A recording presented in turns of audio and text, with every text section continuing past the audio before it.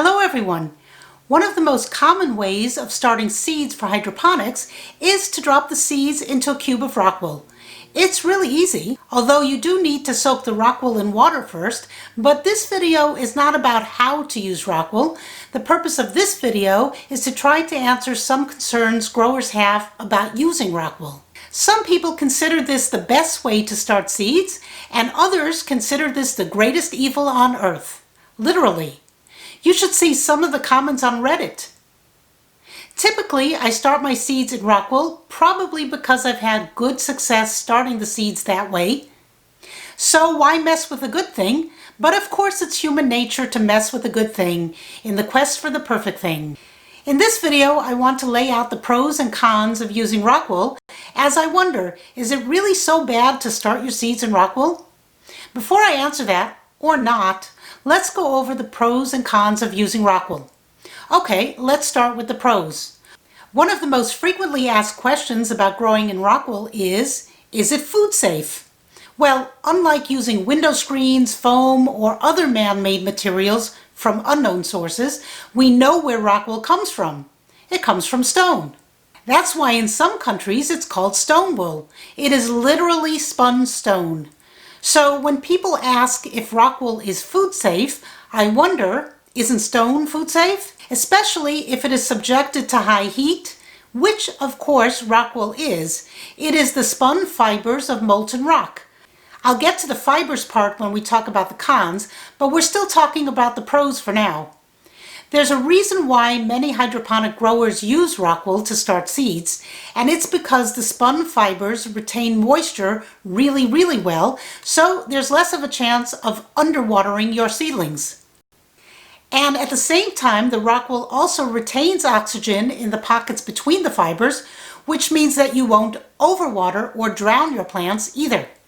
Rockwool usually comes in a block form that can be easily cut down to size, and it doesn't fall apart when using it.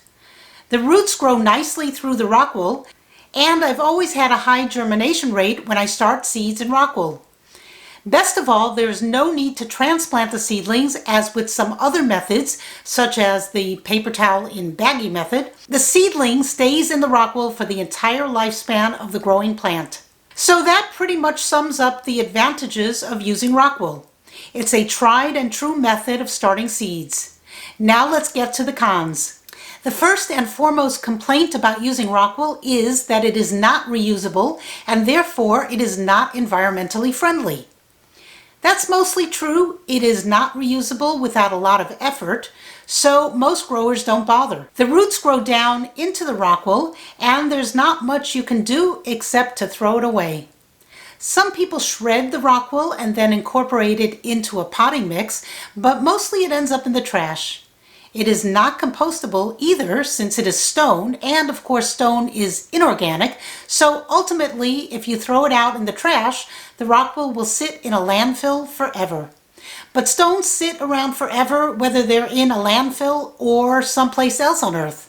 So they aren't taking up any extra room. We just move the rock from its natural habitat to a landfill.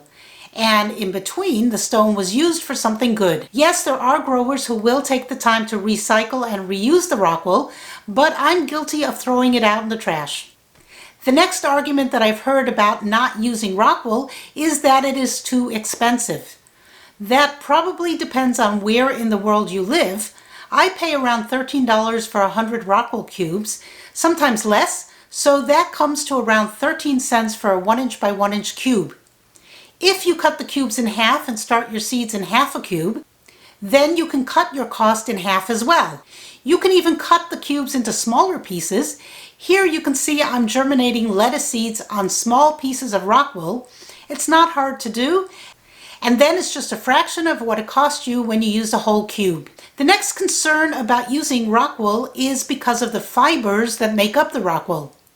For some people, Rockwool can cause skin irritation, and you definitely should not inhale the Rockwool fibers. I found that once the Rockwool is submerged in water, it does not spew fibers into the air, at least none that I can see. If the fibers concern you, and it probably should, then wear a dust mask. eye goggles, and gloves when working with the Rockwool in its dry state.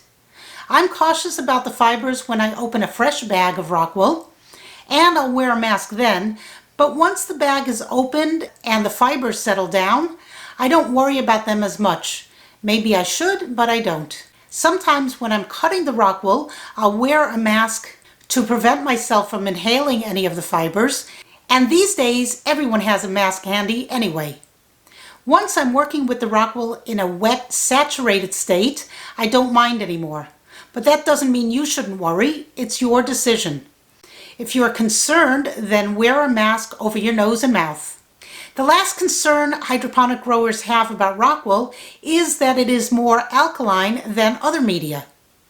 This means that you may have to adjust the pH in your nutrient solution. I found that my water works well with Rockwool without any pH adjustments, so I guess I'm lucky, but I've seen this mentioned as a concern by hydroponic growers. That pretty much sums up the pros and the cons of using Rockwool to start seeds. Here you can see my latest batch of lettuce growing nicely in Rockwool cubes, ready to be transplanted into net cups as soon as I start to see the roots coming out from the bottom. And here you can see lettuce growing in another system that I have. This lettuce was also started in Rockwool and will be ready for harvest soon. I've also started some tiny Tim tomatoes on Rockwool and on clay pebbles to compare the two methods and to see which is better in terms of seed germination. I'll be following those seedlings over the next couple of months. I hope I did a good job outlining the pros and cons of using Rockwool. I'm currently experimenting with germinating seeds on hydroponic clay pebbles without the Rockwool. The smaller seeds fall through the cracks, but I think I've come up with a solution to that. I'm still experimenting with it. In the meantime, I'm curious to hear your thoughts and comments about using Rockwool to start seeds. Love it or hate it? Please share your thoughts in the comment section below this video, and thank you for watching. Bye!